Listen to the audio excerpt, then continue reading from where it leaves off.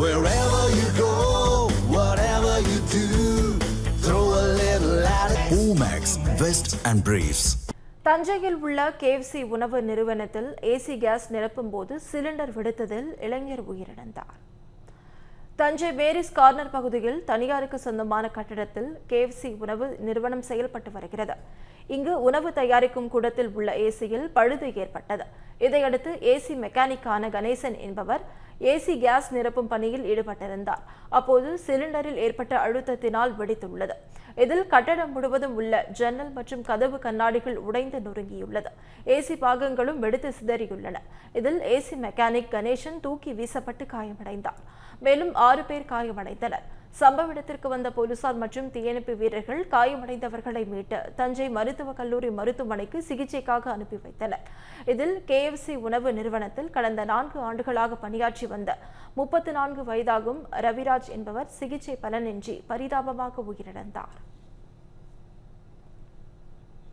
முன்னதாக விபத்து குறித்து மாவட்ட ஆட்சியர் பிரியங்கா பங்கஜம், சட்டமன்ற உறுப்பினர் விஜய் சரவணன் ஆகியோர் நேரில் பார்வையிட்டனர். பிறகு செய்தியாளரிடம் பேசிய சட்டமன்ற உறுப்பினர் விஜய் சரவணன், விபத்து குறித்து முதலமைச்சரின் தனி பிரிவுக்கு தகவல் அளிக்கப்பட்டுள்ளதாகவும் பாதிக்கப்பட்டவர்கள் மற்றும் உயிரிழந்த நபரின் குடும்பத்திற்கு உரிய நிவாரணம் வழங்க வலியுறுத்தி உள்ளதாகவும் தெரிவித்துள்ளார்.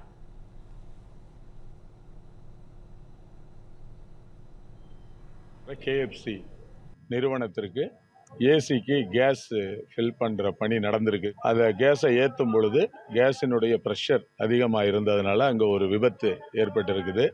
எதிர்பாராமல் நடந்த இந்த விபத்தில் அந்த KFC ஊழியர் ஒருவர் உட்பட அங்கே பணியில் இருந்த மற்றும் அந்த KFCக்கு ஸ்விக்கி ஏதோ டெலிவரி பண்ண வந்த ஒரு 6 பேர் பாதிக்கப்பட்டிருக்காங்க.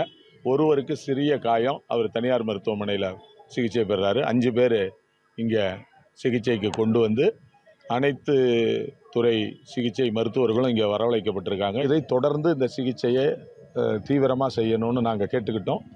அனைத்து மருத்துவர்களும் மருத்துவக் கல்லூரி முதல்வரும் தீவிரமான பணிகளில் ஈடுபட்டிருக்காங்க. முறையாக மாவட்ட ஆட்சியர், RDO, DRO எல்லாருமே வந்து பார்த்து அதற்கான சிகிச்சைகளை முடுக்கி விட்டுருக்கோம். மேலும் முதலமைச்சரினுடைய தனிப்பிரிவுக்கு இந்த தகவல் சொல்லப்பட்டிருக்குது. உரிய நடவடிக்கை எடுப்பார்கள். பாதிக்கப்பட்டவர்களுக்கு உரிய சிகிச்சையும் நிவாரணமும் உடனடியாக பெற்றுத்தர நடவடிக்கை எடுக்கப்படும்.